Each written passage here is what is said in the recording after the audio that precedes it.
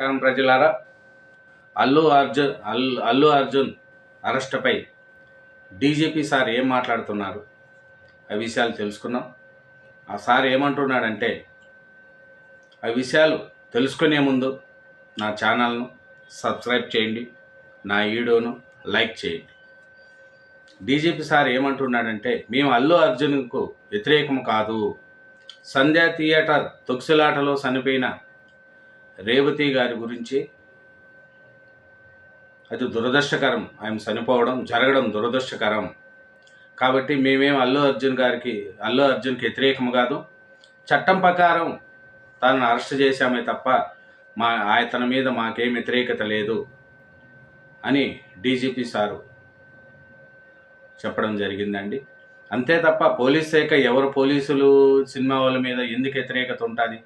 రేవంత్ రెడ్డి గారు ఉన్నారు, ఆయన ఎట్లాంటి వాళ్ళో మనకు తెలుసు. చాలా మంచి కుటుంబంలో పుట్టి ఎన్నో బాధలు పడి లాస్ట్కు జైల్లో కూడా వేయించాడు కేసీఆర్ సారు ఎవరిని, మన రేవంత్ రెడ్డి గారిని. అన్నీ వేసి బయటపడి ఇప్పుడు సీఎం అయ్యాడు. అతనికి సీఎం గారికి అన్నీ తెలుసు, కష్ట సుఖాలు. కాబట్టి ఏ వ్యక్తి మీద కూడా అతను కక్ష అట్లాంటివి సాధించాడు రేవంత్ రెడ్డి గారు. అందుకని ఆయన చూడండి, ఎవరు తప్పు చేసినా తప్పునే అంటారు, కఠినంగా వ్యవహరిస్తున్నాడు. ఎగ్జాంపుల్ అల్లు అర్జున్ గారిని అరెస్ట్ చేయించడం. ఇతను సినిమా హీరో, మనం వదిలేయాలి వ్యతిరేకాన్ని అనుకున్నాడా?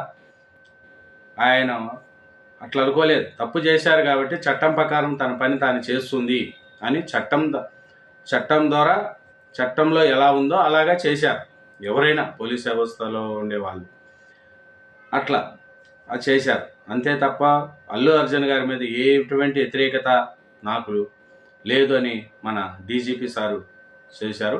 సార్ ఏం మాట్లాడినాడో ఓసారి మనం, డీజీపీ గారు ఏం మాట్లాడినారో ఓసారి మనం విన్నాం.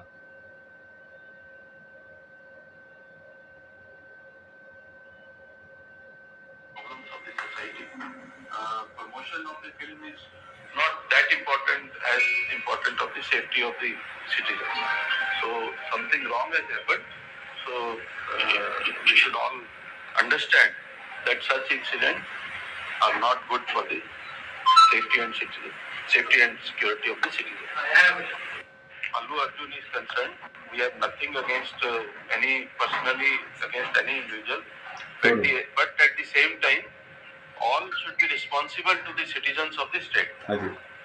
They should understand that safety and security. నాకేం అతని మీద వ్యతిరేకత లేదు, చట్టం ప్రకారమే చేస్తున్నామని చెప్తున్నారు. They should also follow it. They are heroes in films, but in ground also they should understand the problems of the society. Promotion of the film is not that important as important of the safety of the citizens. So something wrong has happened. So we should all understand that such incidents are not good for the safety and security of the citizens.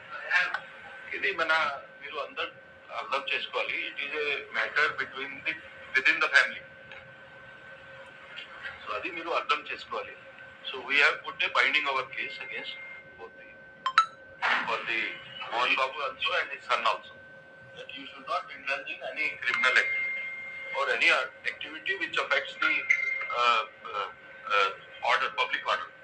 So we have already done the binding over, and we are seeing that there is a change in behavior of both the parties within the family.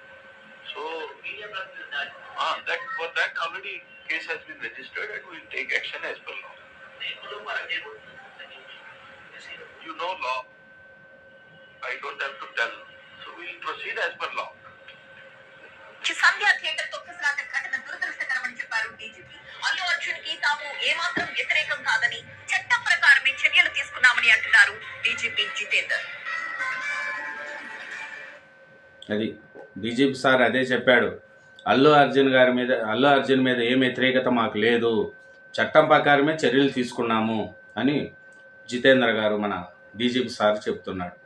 కాబట్టి ఇప్పుడు cinema వాళ్ళ మీద ఎవరికి ఏమి వ్యతిరేకత ఉంటుందండి? చట్టం ప్రకారం తాను చేసుకుపోతూ ఉంటారు.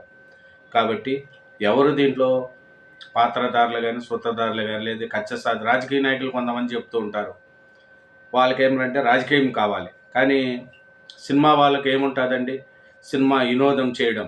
కానీ అల్లు అర్జున్ గారు కూడా ఆయన రేవతి గారిని చనిపోతుందని ఊహించుకోలేదు. కానీ దురదృష్టం జరిగింది. దాన్ని ఎవరు మనము తప్పులు పట్టలేం. అట్లా అల్లు అర్జున్ గారిని కూడా మనం ఏం తప్పులు పట్టలేం. కానీ అది జరిగిన సంఘటన అట్లాంటిది. కాబట్టి దాన్ని మనం ఏ రాజకీయ నాయకులు కూడా అది ఇట్లా వాటిని ప్రోత్సహించకండి. ఈ అభిమానులు కూడా చూసుకొని సినిమాకి వెళ్ళండి, పిల్లలను తీసుకెళ్ళకండి. ఎందుకంటే పరిస్థితులు తొక్సులాట్లు జరగరాంది జరగచ్చు. కాబట్టి అభిమానులు కూడా నిదానంగా వెళ్ళకండి. అభిమానులది కూడా తప్పు ఉంది దీంట్లో, పోలీసులది కూడా తప్పు ఉంది, అల్లు అర్జున్ గారిది తప్పు ఉంది, ముగ్గురిది తప్పు ఉంది దీంట్లో.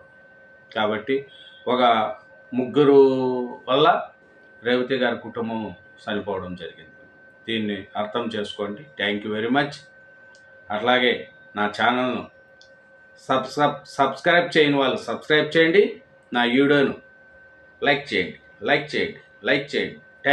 Thank you.